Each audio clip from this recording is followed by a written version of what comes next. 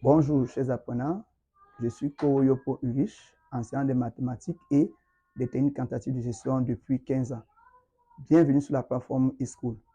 Dans le but de renforcer vos capacités et de vous rendre aptes à affronter les examens qui approchent, notamment en concernant les mathématiques, nous allons ensemble traiter dans les prochaines minutes quelques exercices de mathématiques des baccalauréats d'enseignement général, notamment ceux de la série C, ceux de la série D et ceux de la série A4. Nous prions de rester très concentrés et nous revenons dans les prochaines minutes. Bonjour, bienvenue à cette séance de travail. Nous allons aujourd'hui traiter l'épreuve de baccalauréat D sous système francophone, baccalauréat D camerounais, session 2022. L'épreuve que nous allons traiter s'adresse surtout aux élèves de classe de terminale D, aux élèves de classe de terminale TI, à tous les élèves de classe scientifique en général. Vous pouvez d'une façon ou d'une autre trouver quelque chose qui vous intéressera, qui viendra renforcer ce que vous connaissez déjà et vous permettre de mieux aborder les sessions d'examen. Parce qu'en fait, c'est ça le but. Bon, l'épreuve de terminale D, système camerounais, comporte deux parties. Il y a une première partie qui est l'évaluation des ressources et une seconde partie qui est l'évaluation des compétences. L'évaluation des ressources a pour but de tester l'apprenant sur une ressource particulière, alors que l'évaluation des compétences a pour but de permettre à l'apprenant de mobiliser beaucoup de ressources afin de résoudre une situation, un problème. Alors nous allons immédiatement nous attaquer à l'évaluation des ressources. L'exercice 1. Première question. On unit le plan complet d'un repère orthogonal OUV et on considère les points A, B et I d'affiche respective 4 plus I, 3I et 1. Naturellement, ça veut dire que le point A a pour affixe 4 plus I, le point B a pour affixe 3I et le point I a pour affixe 1. Première question. Petit A. Montrons que le triangle IAB est un triangle rectangle isocèle de sens direct. Voilà. Si nous voulons montrer que le triangle IAB est un triangle isocèle de sens direct, il faudrait que nous soyons capables de montrer que l'angle IA-IB a pour mesure pi sur 2. Voilà. Alors, qu'est-ce qu'on fait? On va calculer le quotient ZB moins ZI sur ZA moins ZI. Vous voyez qu'ici, nous avons fixé le point I parce qu'il est question de montrer que le triangle est rectangle en I. Donc, on fait ZB moins ZI sur ZA moins ZI. On remplace ZB par sa valeur qui est 3I. Ça fait 3i moins 1 sur 4i moins 1. Lorsqu'on effectue les calculs, on effectue les calculs et on conjugue. Parce que quand on fait les calculs, vous devez conjuguer. Quand vous effectuez les calculs et vous conjuguez, vous vous rendez compte que ce quotient vous donne i. Et i est un nombre complexe qui a pour argument pi sur 2. Par conséquent, on peut donc conclure que IAB est un triangle rectangle isocèle de sens direct. Alors la question 1b, on donne le point J d'affixe I et on vous demande de calculer ZB moins ZJ sur ZA moins ZJ. Et on vous demande de déduire que le triangle là est un triangle rectangle. Vous voyez que naturellement, si on a fixé le point J sur le quotient, ça veut dire que si ce triangle est rectangle, alors il est naturellement rectangle en J. Alors, on remplace simplement dans le quotient ZB par sa valeur qui est 3i, ZJ par sa valeur qui est i, ZA par sa valeur qui est 4 plus i, et ZJ par sa valeur qui est moins i. Et avec un simple calcul, vous voyez qu'au numérateur, on a 2i, au dénominateur, on a 4. Ça nous donne un demi de i. On obtient donc un nombre imaginaire pur. Et vous savez que tout nombre imaginaire pur a pour mesure pi sur 2 plus kpi. Donc ça veut forcément dire que ABJ est un triangle rectangle en J. Voilà, d'où la conclusion ABJ est un triangle rectangle en J.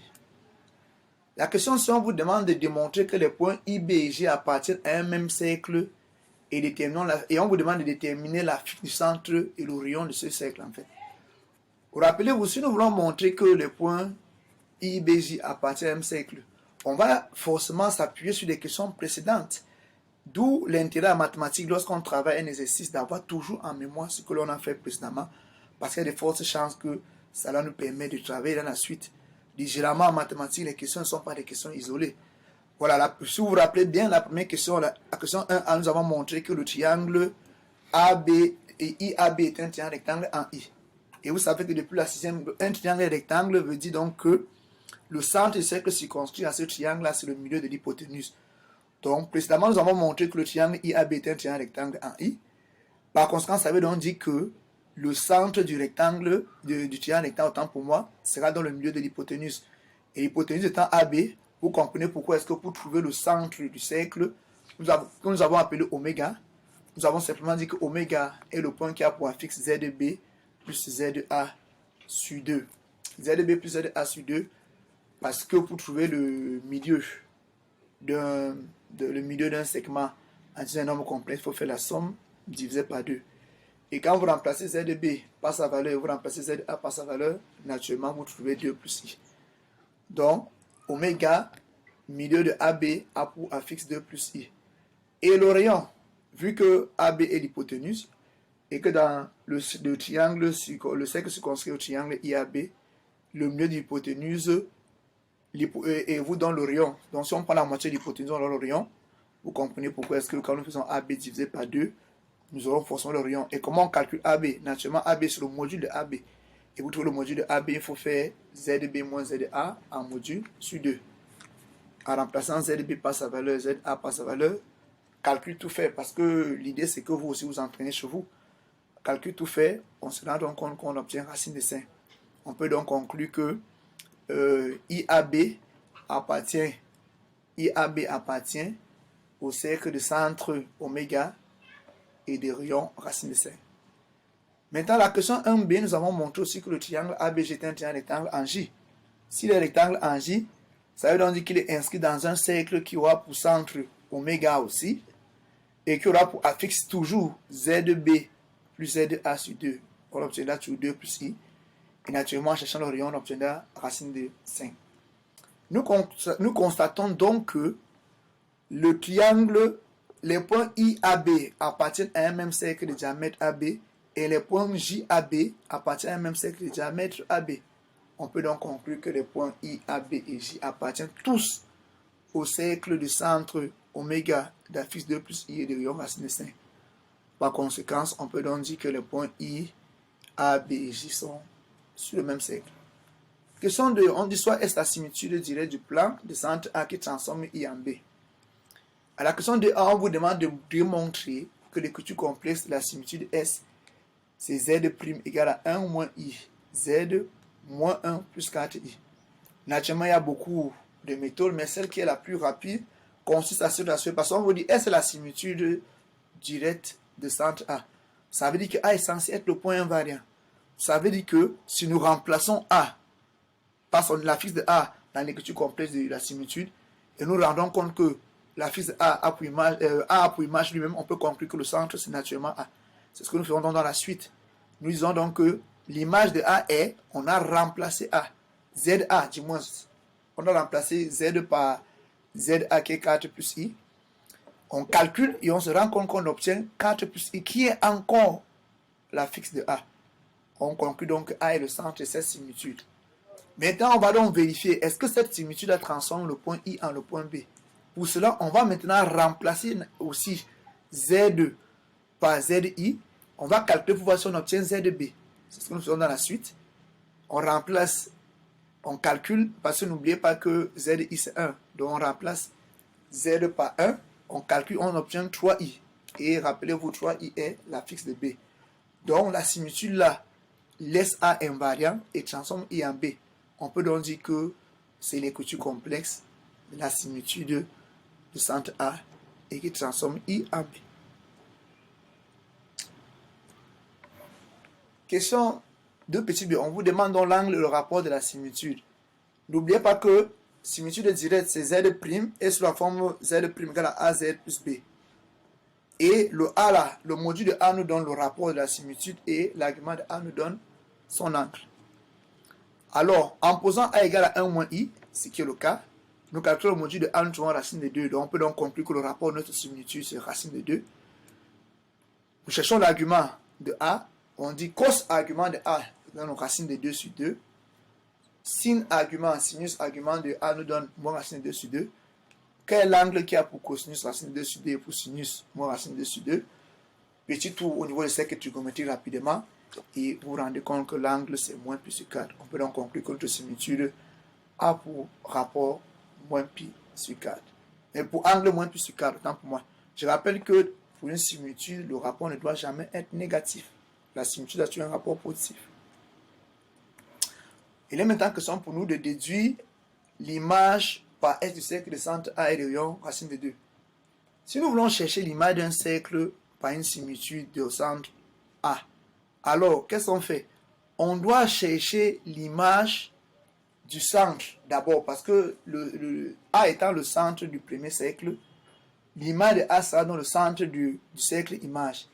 Alors, nous rendons compte que l'image de S, l'image par S du cercle de centre A et de rayon racine de 2, est le cercle de centre S de A, naturellement. Or, comme A était au centre de la similitude, alors S de A étant égal à A, ça veut dire que A est à la fois l'image du cercle de départ et l'image du cercle image.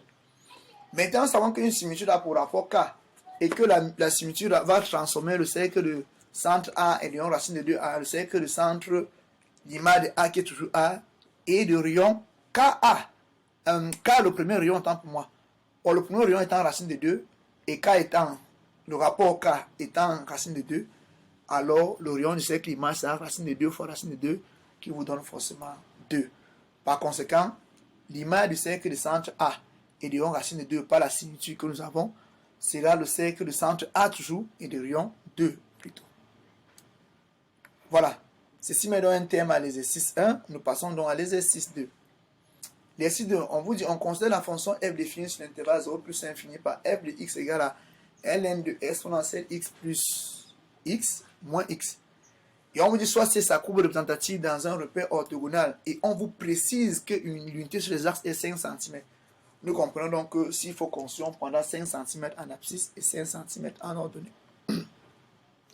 Étudions le sens de variation de f sur 0 plus infini. Une question qui peut souvent en confusion. Je rappelle que le sens de variation, ici, il est question pour l'apprenant de dire à celui qui corrige si la fonction croît, si elle décroît, ou bien si elle est constante. Ou alors si on a tout simplement donc. Par conséquent, qu'est-ce qui permet de dire qu'une fonction croît, décroît ou est constante? C'est le signe de la dérivée. Donc, quand on vous demande le sens de variation, vous ne demandez pas de nous calculer les limites. Ce n'est pas pertinent. Il est question pour vous simplement de dire que la fonction est dérivable de la dérivée et d'étudier le signe de la dérivée et de conclure. C'est ce que nous allons simplement faire. Alors, nous rappelons donc que la fonction est dérivable sur l'intervalle 0 plus infini, parce que n'oubliez pas que la fonction c'est ln de exponentielle x plus x moins x.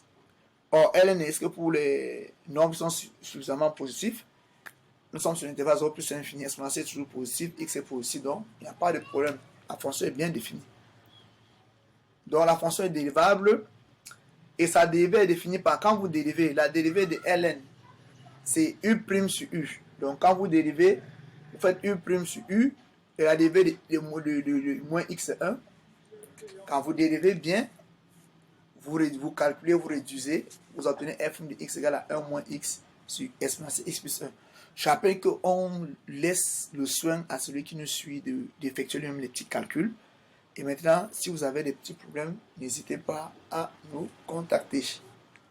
Voilà, donc la dérivée nous donne 1 moins x sur exponentielle x plus 1. Si nous cherchons là où la dérivée s'annule naturellement, ça va faire 1 moins x égale à 0, donc ça fait x égale à 1. Donc la dérivée s'annule à 1. Nous pouvons donc conclure que lorsque la dérivée est positive, lorsque nous sommes dans l'intervalle 0, 1, donc sur l'intervalle 0, 1, la fonction est strictement croissante. Vous voyez, j'ai mis strictement croissante parce que j'ai ouvert à 1. Sur l'intervalle 1 plus infini, la fonction est strictement décroissante. Et naturellement, si vous prenez 1, la fonction est égale à 0. Elle est constante, hein, pour moi. Elle est constante. Voilà. Deuxième question, on vous demande de montrer que pour tout x appartenant à 0 plus infini, f de x égale à 1 plus x sur exponentielle x. Nous rappelons rapidement que f de x est ln de exponentielle x plus x moins x. Et vous mettez exponentielle x en facteur. Vous avez ln de exponentielle x facteur de exponentielle x divisé par exponentielle x donne 1. X divisé par exponentielle x. Maintenant, le tout moins x. Je rappelle que le moins x n'est pas dans l'exponentielle. Moins x. On a une petite coquille. Donc le moins x à l'extérieur de la parenthèse. Alors, quand nous effectuons le calcul, n'oubliez pas que ln de a fois b, c'est ln de a plus ln de b. Donc nous le retrouvons avec ln de exponentielle x plus ln de 1 plus 1 et x sur exponentielle x moins x. Je rappelle que le moins x était à l'extérieur de la parenthèse. Donc nous obtenons donc ln de 1 plus x sur exponentielle x. Pourquoi? Parce que n'oubliez pas que ln de exponentielle x c'est x. Donc vous aurez x moins x qui vont s'annuler, il vous restera seulement ln de 1 plus exponentielle x, plus x sur exponentielle x. En quoi c'est pertinent? Évidemment, vous ne savez pas anodin que l'on vous a demandé de faire cela. Vous voyez que la question qui suit immédiatement vous demande de calculer la limite. Si on n'avait pas fait ça, il n'aurait pas été évident pour nous calculer la limite à plus infini. Mais en le faisant, nous rendons compte que si nous calculons la limite quand x tend vers plus infini, ça va faire la limite quand x tend vers plus infini de 1 plus x sur exponentielle x. N'oubliez pas qu'à plus infini, exponentielle x sur x tend vers plus infini. Donc à plus infini, x sur exponentielle x tend vers 0. Si ça tend vers 0, alors ce qui est à l'intérieur, je rappelle que quand nous voulons calculer la limite de ln de quelque chose, l'idée c'est de calculer convenablement la limite de ce qui est à l'intérieur du ln et d'appliquer simplement la fonction logarithme à la réponse finale.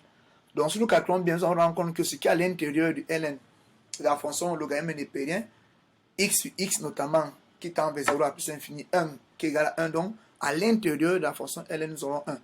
Maintenant, si nous appliquons ln à 1, on obtient 0. Par conséquent, on peut simplement dire que la limite quand x tend vers plus infini de f de x est égal à 0. Conséquence, nous avons la limite à l'infini qui donne 0, donc nous avons ce que nous appelons une asymptote verticale. On a horizontale pour moi. L'asymptote horizontale, c'est lorsque la limite à l'infini donne un nombre réel. Donc, on peut donc conclure que la droite d'équation y est égale à 0 est asymptote horizontale. Maintenant, dressons le tableau de variation de f sur 0 plus infini. C'est ici qu'on peut avoir, on va faire recours aux limites. Voilà. Donc, si nous cherchons la limite quand x tend vers 0, on trouve 0, parce que la fonction là, elle est définie en 0. Vous n'avez qu'à appliquer f, calculer f de 0 rapidement, vous allez trouver 0. Calcule f de 1. On se rappelle que la dérivée s'annule en 1. Et en 1, donc, la dérivée s'annule en changeant de signes. Donc, ça veut dire que 1 est un instrument, plus précisément, 1 est un max. En 1, il y a un maximum. 1 n'est pas le maximum, mais en 1, il y a un maximum. Le maximum est atteint en 1, naturellement. Donc, on obtient ce que vous avez là comme tableau de variation. En déterminant l'équation de la tangente D à C en 0, je rappelle que la formule de l'équation de la tangente au point d'abscisse 0, c'est f' de 0, facteur de x moins 0, plus f de 0. En remplaçant 0 dans la dérivée, 0 dans la fonction, on obtient simplement la droite D d'équation y égale à x. Cette droite doit certainement vous dire quelque chose.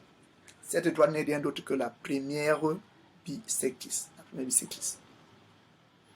Traçons D et C. Évidemment, je m'excuse, vous commencez par les points remarquables. Les points remarquables. 1. Votre repère doit être bien construit. Je rappelle qu'ici c'était un repère affine. Donc si vous regardez bien, on a un repère affine, OIJ. D'abord, le repère doit être bien construit. Vous devez graduer au moins 5 points sur chaque axe. Vous devez sortir des points remarquables. Le point remarquable, c'est la tangente horizontale. Donc là où la dérivée s'annule en changeant de signe. L'article c'est 1. On calcule rapidement l'ordonnée. Vous devez faire ressortir la tangente. Et vous voyez bien que la tangente, regardez, c'est la tangente au point d'abscisse 0. Vous ne pouvez pas dire tangente au point d'abscisse 0. Vous tracez votre tangente, on voit ça coupe la courbe en 0 en 3 points. Ou bien en plusieurs points. Alors que vous savez bien que c'est la tangente. Tangente veut dire qu'en ce point-là, ça doit couper la courbe en un seul point. Un peu comme vous avez sur le graphe. Voilà. Donc voilà à peu près la ligne de courbe. Et la ligne de votre courbe doit refléter votre tableau de variation. On a bien dit, on part de 0. On monte et on repart vers 0. Parce que n'oubliez pas que la loi de l'équation est égale à 0 et asymptote horizontale. Donc votre courbe doit refléter votre tableau de variation. Donc vous ne pouvez pas rentrer le tableau de variation et construire la courbe et on vous donne les points. Maintenant, nous partons dans l'exercice 3. L'exercice 3, c'est une partie qui est nouvellement entrée dans le système camerounais, la théorie des graphes. La théorie des graphes avait un peu de nombrement, de calcul de probabilité. Dans l'exercice 1, on vous donne un réseau ferroviaire d'un pays.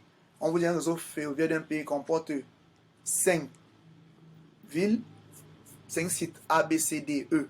Regardez de la façon suivante. Vous avez le tableau qui marque les distances qu'il y a entre les différents points de A et B. La distance est de 2 km, de A à C, la distance est de 6 km, de A à D, la distance est de 5 km, de B à C, elle est de 3, de C à D, elle est de 1, de C à E, elle est de 3, et de D à E, elle est de 4. Première question, on vous demande de construire le graphe pondéré à ce réseau. Nous rappelons qu'un graphe pondéré, c'est un graphe qui a, on peut dire, des coefficients de pondération. Et pour le cas d'espèce, le quotient de pondération, c'est la distance qu'il y a entre deux points du graphe. Je reviens sur le graphe pour que vous compreniez que le point A, par exemple, le point A est un sommet. Vous savez que pour définir un graphe, il nous faut des sommets, il nous faut des arêtes.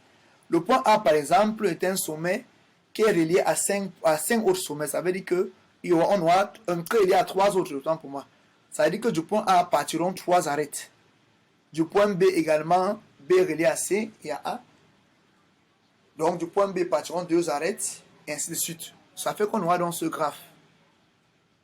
Vous avez le graphe. Et vous avez, si vous regardez bien, vous avez A, la distance de A à la distance de A à D c'est 5, la distance de A à E c'est 6, la distance de A à B c'est 2, et ainsi de suite pour les autres points. Je rappelle qu'il n'y a pas une forme standard de représentation d'un graphe. Vous pouvez utiliser les segments, vous pouvez utiliser les courbes, comme vous voulez, il n'y a pas une forme standard pour représenter un graphe. Déjà qu'ici, je rappelle que c'est un graphe non orienté. Donc voilà la première question. La première question est une question pour nous de construire le graphe. Et maintenant, sur les arêtes, on a mis dans ce que nous appelons les coefficients de pondération, qui marquent la distance qu'il y a entre deux sites de ce réseau ferroviaire. Ce réseau ferroviaire, donc, de A à D, c'est 5, comme je l'ai dit, de D à E, c'est 4, ainsi de suite. On vous demande donc de déterminer le chemin le plus court pour aller de A à E. Et évidemment, en utilisant l'algorithme de Dijkstra. Je rappelle que l'algorithme de Dijkstra est celui qui est utilisé dans un graphe pour trouver le chemin le plus court pour aller d'un point à un autre. Donc, ça permet simplement de trouver la distance entre deux points d'un graphe pondéré. Donc, on va implémenter l'algorithme de Dijkstra. Partant du point A, on dit déterminer le court chemin allant de A à E. Donc, premier point, on va mettre le point A et après on va aligner les autres points. Est-ce qu'il y a un ordre? Pas forcément. Mais, ça on doit commencer par le point A. L'idéal, c'est de commencer par le point A. Maintenant, on peut enchaîner les autres points comme on veut. Je vais expliquer quelques lignes. Première ligne, par exemple, nous partons du point A. La question, c'est quel est le chemin le plus court pour partir de A à A? Naturellement, le chemin le plus court pour partir de A à A a une distance de 0. Vous comprenez pourquoi au niveau de A, nous avons mis 0. Et au niveau des autres points, on a mis l'infini pour se rassurer que le chemin le plus court sera 0. Voilà pourquoi à l'arrivée, quand là on a mis point fixé, c'est à l'arrivée. Quand on dit point fixé, ça veut dire que pour aller de A à ce point-là, quel est le chemin et quelle est la distance? Et l'algorithme de Dijkstra a la particularité que elle nous permettra, comme nous partons du point A, cet algorithme nous permettra de trouver le chemin le plus court partir de A à tous les autres points du graphe. Mais, quand nous voulons partir de A à E, dès que A va entrer dans notre tableau, l'algorithme va s'arrêter. Voilà, donc pour la première ligne, évidemment pour notre initialisation, c'est A0. Et au niveau de l'arrivée au point fixé, on prend le point A. Maintenant, une fois que c'est fait, nous allons donc chercher tous les sommets adjacents à A. Je reviens un peu en arrière. Tous les sommets adjacents à A. Un sommet adjacent à A, si ce sommet partage une même arête avec le point A. Donc ici, par exemple, le sommet adjacent à A, il y aura le sommet D, le sommet C et le sommet B. Maintenant, quand nous mettons 2 à B, on met 2 et on met A, ça veut dire 2 venant de A. Ça veut dire que de A à D, le chemin est de 2. Comme vous pouvez regarder sur le graphe, de A à B, le chemin est de 2. Donc, 2 venant de A. Au point C, évidemment, le sommet C est un sommet adjacent à A. 6 venant de A, pour dire que la distance est de 6 venant de A. Au niveau de D, 5 venant de A. Et au niveau de E n'est pas un sommet adjacent à A, on met l'infini. Et il est question pour vous de prendre la distance la plus faible. Et quand nous regardons, la distance la plus faible, c'est 2 venant de A. Donc, nous allons donc dire le point qui sera retenu sur le point B. Et s'il fallait mettre la distance serait de 2. Quand cela est fait, évidemment, lorsqu'un point se retrouve au niveau du point fixé, ce point-là n'intervient plus dans la suite de l'implémentation de l'algorithme. Par exemple, là, vous voyez, après A0, on a mis des étoiles pour dire qu'on ne peut plus travailler. A c'est bloqué. Après B, on met des étoiles pour dire qu'après B c'est bloqué. Et maintenant, on passe dans l'implémentation. On commence maintenant à chercher les sommets adjacents à B sans prendre le sommet A parce que A n'est plus dans notre implémentation. Évidemment, on se rend compte qu'il y a donc le sommet B, le sommet C. Et le sommet C, quand on regarde sur notre graphe, C, la distance BC, c'est 3. Maintenant, vous allez voir qu'au niveau de l'implémentation, on n'a pas mis 3 venant de B. On a mis plutôt 5. Pourquoi? Parce que avant d'arriver à C, On est parti de A, on est arrivé à B avant d'arriver à C. Du coup, au niveau de B, de A à B, on avait à parcourir 2. Maintenant, si on fait A, on fait B et on fait C, sachant que A, B, C, il y a 2 et B, C, c'est 3, vous comprenez pourquoi nous avons mis 5, parce que 2 plus 3 donne 5. Donc, c'est plutôt la somme qu'on fait. Donc, ça fait 2 plus 3, 5 venant de B, 5 venant de A. On a reporté simplement 5 venant de A, et on reporte l'infini, et le sommet, c'est entre. Nos implémentations de la même façon, l'algorithme jusqu'à ce que le point E arrive au niveau des points fixés. Et maintenant, c'est étant fait, la question c'était de gagner le chemin le plus court. Le chemin le plus court, comment on fait? On va faire une lecture inverse. Dès que le point E est entré dans notre algorithme, alors on va se mettre au point E, on va regarder quel est le dernier point qui avait été retenu, c'est le point C. Donc c'est C venant de E. On va donc se mettre au point C pour regarder quel est le point, le dernier point, c'est le point B. Après on va se mettre à B, on regarde quel est le dernier point, c'est le point A. Vous comprenez qu'on fait une lecture à l'envers. E, on regarde le dernier point, c'est C, c'était venant de C, on met C. On va à C, on regarde, on va C venant de B, on met B. On va à B, on regarde C venant de A. Donc, le chemin le plus court, c'est le chemin A, B, C, E. On aurait pu demander la distance, que nous aurons fait la somme des coefficients de pondération pour avoir la distance. Voilà. La partie 2, ce ne sont plus les graphes. On vous dit les droits de régression de x en y et de y en x d'une série statistique double sont respectivement donnés par. Je rappelle qu'ici, c'est les droits de régression donnés par la méthode des moines carrés. Donc, vous avez la droite de régression de x en y, la droite de régression de y en x. La première droite a pour équation x égale à 0,15, y plus 6,65. La deuxième a pour équation y égale à 6x moins 38. Vous excusez, il y a y qui nous a échappé, donc c'est 6x moins 38. On vous demande de vous déterminer les coordonnées du point moins du nuage de cette série. Quelle est la particularité du point moins? Le cours vous dit, le point moins a la particularité que le point moins appartient à tous les ajustements, que ce soit par la méthode de moyenne carrée ou bien par la méthode de Mayer. Le point moins doit être sur tous les ajustements. Par conséquent, le point moyen doit appartenir à ces deux droites d'ajustement. Or, si nous considérons que ce point moyen a pour coordonnée x, y, c'est clair que le point moyen va vérifier la première équation, il va vérifier la deuxième équation, parce que j'ai dit le point moyen appartient à tous les droites d'ajustement. Vous comprenez donc que on obtiendra un système à x et à y, et nous avons le système par la méthode que vous voulez, que ce soit la méthode substitution, addition ou déterminant, pour la méthode qui vous paraît la plus aisée. Vous trouvez x égale à 8 et y égale à 10. Donc le point moyen sur le point G de coordonnées 8, 10. Voilà, après on vous demande de trouver le coefficient de corrélation linéaire entre x et y. Nous rappelons que si nous appelons R ce coefficient de corrélation, si nous appelons A, vous savez que la première droite, la droite de régression de y en x, c'est d de yx qui a pour équation ax plus b. Et l'autre, la droite de régression de x en y, c'est x qui a pour équation a' y plus b'. Mais ce qui est bien, c'est que nous savons que r au carré est égal à a fois a'. Et quand nous regardons les deux équations, la première, a, c'est 0,135 et la deuxième a', c'est 6. Si on fait 0,135 fois 100, on trouve 0,81. Maintenant, on sait a fois a' est positif, parce que a fois a' donne 0,81. Ça veut donc dire que notre coefficient de corrélation linéaire sera positif, parce que n'oublions pas que r carré égale à 0,81 veut dire que r c'est soit 0,9, soit moins 0,9. Mais comme les deux sont positifs, c'est clair que nous allons retenir r égale à 0,9. R est très proche de 1, donc il existe une forte corrélation entre les variables x et y. Ceci est un terme en statistique. On va donc prendre la question 3. Une boîte contient 3 boules vertes, 2 boules rouges et 3 boules jaunes. On tire simultanément 2 boules de l'une, 2 boules de la boîte, et on suppose que tous les tirages sont équiprobables. Équiprobable veut dire quoi? Équiprobable, on vous l'a dit dans le cours, équiprobable veut dire que tous les éléments élémentaires de l'univers ont la même probabilité d'apparition. Par conséquent, comme nous calculons les probabilités sur les événements, la probabilité d'un événement est égale au cardinal de l'événement là sur le cardinal de l'univers. C'est ça, quand on a une situation d'équiprobabilité. Première question, on nous demande de calculer la probabilité d'obtenir 2 boules de même couleur.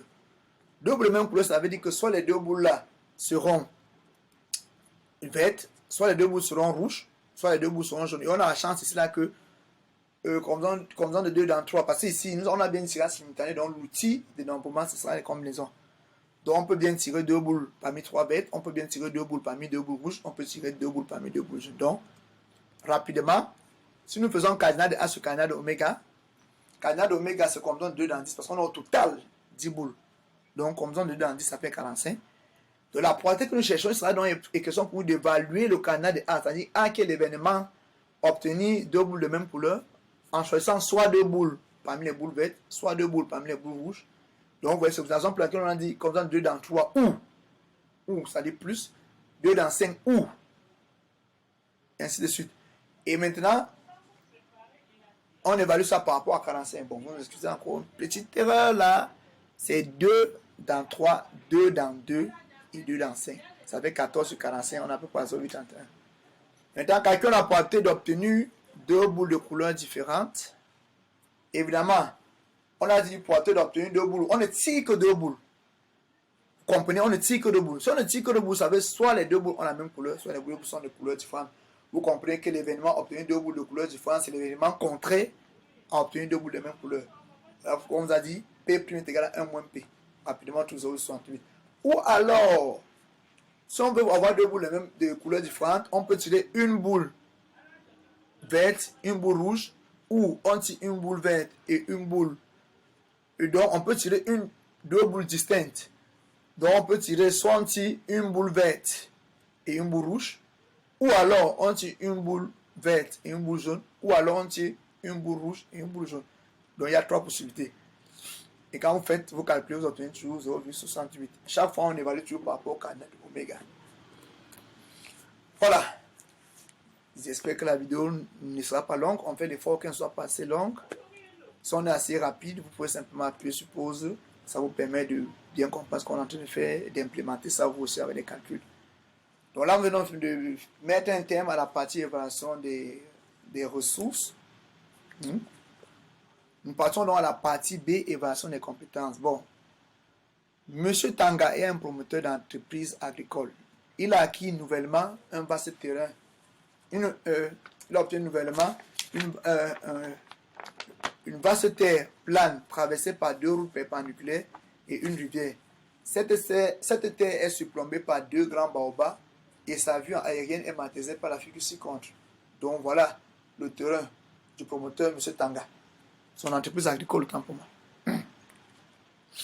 Voilà. Sur cette terre, il produit de papaye, de la pastèque ou de la banane. Il soumet son projet à un conseil d'ingénieurs pour une étude de marché afin de lui présenter les atouts bénéficiaires sur chacun de ses produits. Le conseil à la fin de cette étude est basé sur un repère autonomé, unité graphique 1 cm pour 100 mètres. Adresse ses solutions à tapis élèves compétents en stage au conseil en ces thèmes. Bon, avant d'aller vers le thème, je vais vers les questions, c'est-à-dire qu'il est toujours utile quand vous êtes en train d'aborder la partie compétence. C'est quoi l'astuce? L'astuce, c'est souvent d'aller d'abord lire les questions. Parce que, généralement, chaque paragraphe vous envoie vers une des questions. Par exemple, la première tâche, ici, on vous demande de déterminer le bénéfice maximal annuel réalisé par l'entreprise de M. Tanga si c'est là dans la position des papayes.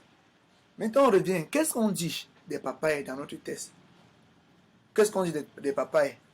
On dit le bénéfice à réaliser en milliers de francs en fonction de la quantité X de papayes en tonnes par an est donné par la fonction H telle que H seconde plus 3H prime de X plus H de 0 égale à 0. Et donc la courbe intégrale passe par un point et admet en ce point une tangente de coefficient directeur 10 000. Donc en fait ça passe par le point O. Et ça met au point O un coefficient directeur, une tangente de coefficient directeur 10 000 temps pour moi. Donc on va donc essayer de résoudre d'abord cette tâche 1. Naturellement, la fonction qui me donne le bénéfice, ce qui me permet d'avoir le bénéfice de la fonction h, donc qu'est-ce qu'il faut faire? On doit résoudre l'équation différentielle pour avoir la valeur de h. Et c'est très simple, c'est une équation différentielle sans second membre. Donc, comment faire pour résoudre l'équation différentielle? Vous passez à l'équation caractéristique. L'équation caractéristique, c'est r carré moins 3r plus 2. L'équation caractéristique de l'équation différentielle qui est là. Et maintenant, si vous cherchez delta là-bas, vous allez trouver delta égale à 1. Donc, comme delta est positif, il y a donc deux solutions distinctes. R1 qui est égal à 1 et R2 qui est égal à 2. Vous savez qu'on applique B moins racine de A sur 2 et B plus racine de A sur 2. Vous trouvez R1 égale à 1, R2 égale à 2. Naturellement, la fonction H sera sur une fonction de la forme A exponentielle X plus B exponentielle 2X avec A et B sont des nombres réels, tels que le dit votre cours. Mais maintenant, nous devons, c'est une solution particulière parce qu'on vous a dit de déterminer la solution qui passe par le point A.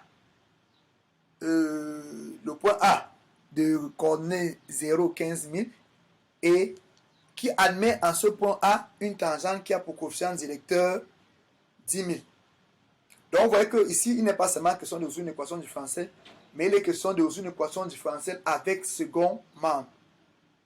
Donc, on a bien dit, comme ça passe par le point A des coordonnées 0, 15 000 et ça admet en ce point A un coefficient directeur 10 000, alors qu'est-ce qu'on fait? Nous allons chercher parmi la famille des fonctions vérifiant l'équation différentielle, celle qui vérifie exactement cette solution-là. Alors, si ça passe par le point A des coordonnées 0, 15 000, ça veut dire que nous avons H de 0 égale à 15 000. Ici, H0 égale à 15 000, nous remplaçons X par 0, nous obtenons une première équation A plus B égale à 10 000. Et nous avons A plus B égale à 15 000. Sorry, A plus B égale à 15 000. Maintenant, la courbe de H admet au point A une tangente de coefficient directeur 10 000. C'est quoi le coefficient directeur? Dans l'équation de la tangente, le coefficient directeur c'est H' de 0 naturellement. N'oubliez pas que l'équation c'est Y égale à H' de X0 facteur de X moins X0. Or, le coefficient directeur c'est H'. Donc, qu'est-ce que nous faisons? Nous dérivons simplement la fonction H et nous remplaçons dans la dérivée X par 0. On obtient donc H de 0 égale à 10 000 équivaut à A plus 2B égale à 10 000. Par conséquent, nous avons le nombre de A plus B égale à 15 000. J'ai corrigé tout à l'heure, ce n'est pas A plus B égale à 10 000. Donc, d'où l'importance de l'audio que nous faisons. Progressivement, on va s'arranger à être hyper nickel. Donc, nous avons A plus B égale à 15 000 et A plus 2B égale à 10 000.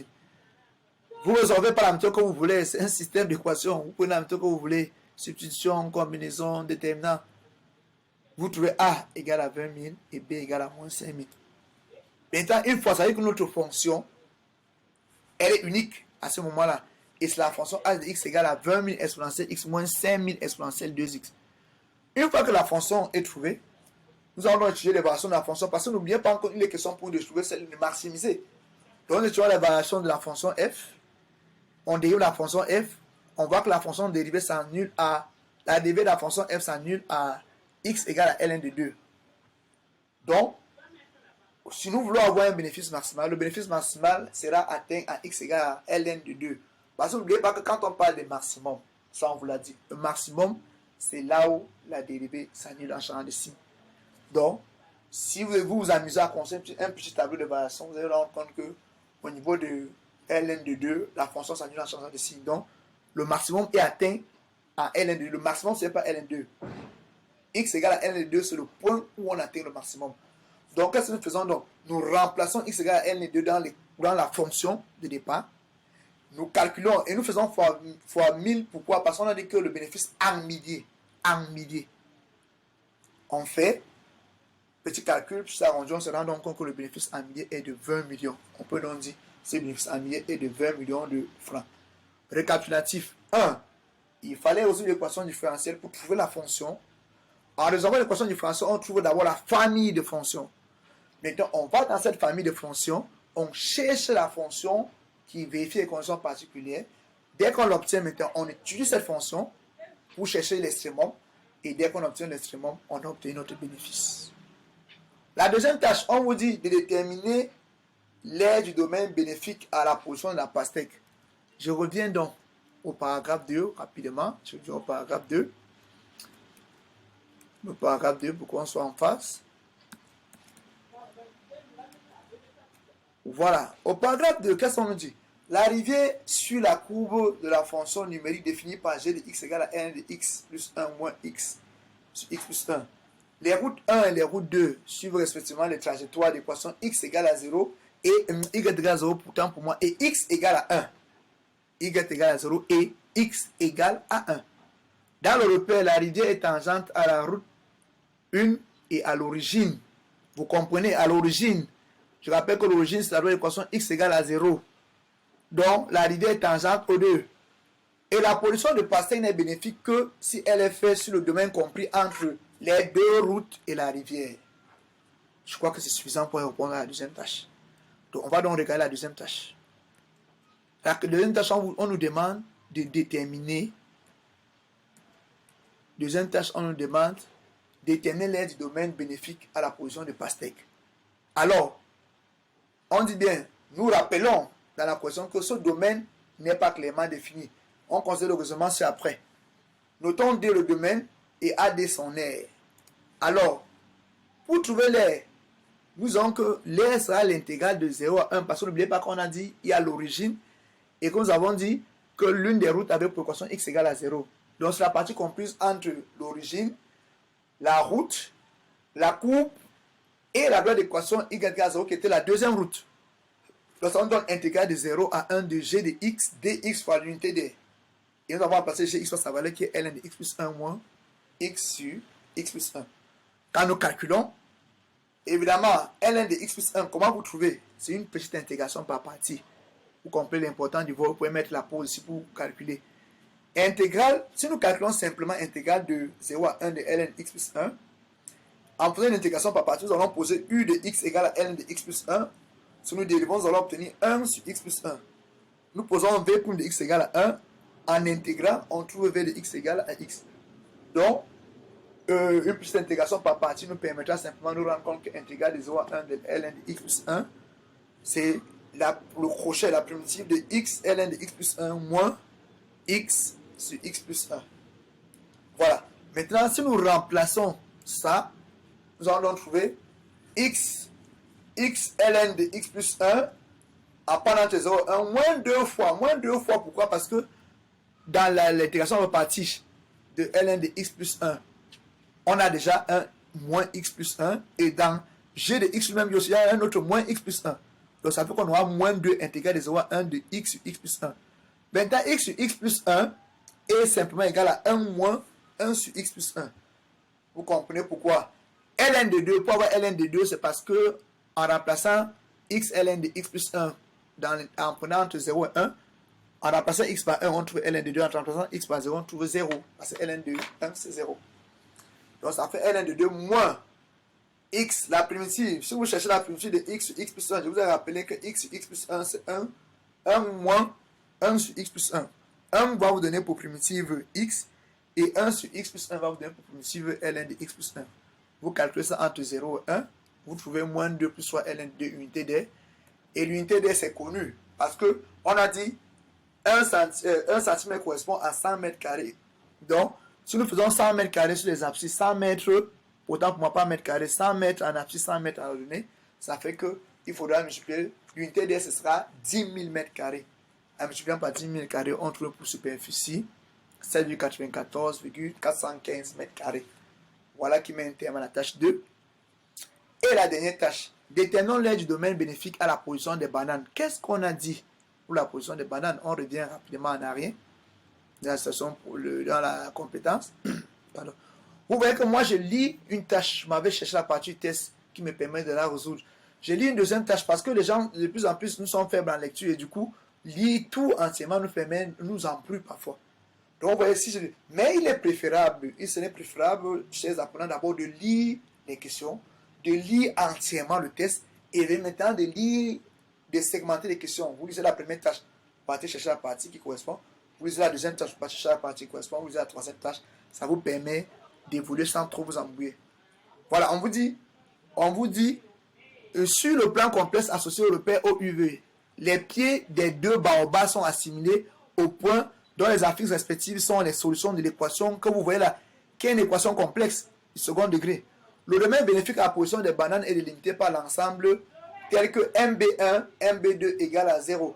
Je rappelle que B1 et B2 sont les points solutions, sont les points dont les affixes sont solutions de l'équation différentielle complexe, de l'équation complexe du second degré que vous avez là. Donc, je reviens au niveau de la tâche. Qu'est-ce qu'on nous demande dans la tâche? La dernière tâche, qu'est-ce qu'on nous demande? Dans la dernière tâche, on nous demande, vous permettez, alors on va y arriver. Ok. Déterminons l'aire du domaine bénéfique à la position des pastèques. Vous comprenez, pour trouver l'aire là, il faut que je trouve B1 et B2 et que je raisonne. Quand on dit MB1 scalaire MB2 égale à 0, ça renvoie à quoi sur le plan géométrique? C'est quelque chose qu'on fait depuis la 15 secondes. Donc, commençons par trouver B1 et B2. On a dit B1 et B2 sont les solutions de l'équation différentielle là. Vous calculez le discriminant. B carré, Z égale à, delta égale à B carré moins 4A. Si vous trouvez 4 moins 2I au carré, Z1 moins B plus racine de delta 1 sur 2. Bon, ici, il n'y a pas de racine parce que n'oubliez pas que la solution est complexe. Vraiment, la racine carrée est une norme sur R. Donc, ne venez pas nous mettre ici la racine de 2 moins I. Non. C'est Z1, c'est B plus delta 1 et B moins delta 1. C'est ce qu'on applique. On trouve donc Z1 égale à moins 1 plus 3I et Z2 égale à 3 plus I. Donc, le point B1 a pour coordonner moins 1, 3 et le point B2 a pour coordonner 3, 1. Donc, on a les points B1, B2. Maintenant, on dit déterminons l'ensemble des points M du plan tel que MB1 scalaire MB2 égale à 0. C'est simple. Ça, c'est quelque chose qu'on fait depuis la 15 secondes. C'est forcément un cercle. Parce que si vous prenez un cercle de diamètre B1, B2, tous les points qui sont sur ce cercle en dehors de B1, B2 forment un triangle rectangle en M. Et si vous avez un triangle rectangle en M, c'est clair que le produit scalaire MB1, MB2 vous donne 0. Donc, disons donc que l'ensemble ici, là, c'est le cercle de diamètre B1, B2 naturellement privé des points. Bon, on n'a même pas besoin de priver les points B1, B2 parce que même si vous remplacez M par B1 et par B2, ce produit scalaire vous donnera 0. Donc, l'ensemble cherché c'est simplement le cercle de diamètre B1, B2. Et le cercle de diamètre B1, B2, nous voulons donc chercher une surface, il nous faut trouver le rayon. Naturellement, B1, B2 étant le diamètre de rayon, c'est ça, module de B1, B2 sur 2. Or, pour calculer le module, ce n'est pas compliqué. Le module, c'est ZB2 moins ZB1. Or, ZB2, c'est Z2 et ZB1, c'est Z1. Quand nous calculons le module, nous trouvons le module de moins 4 plus de I, nous trouvons 2 racines de 5. Donc, le rayon, c'est 2 racines de 5 sur 2 qui donne racine de 5. Donc, on peut trouver dans l'aire du disque. Après, on ne dit pas l'aire du cercle, l'aire du disque. L'aire du disque, c'est pi r carré en prenant pi à peu près 3,14, comme cela a été dit.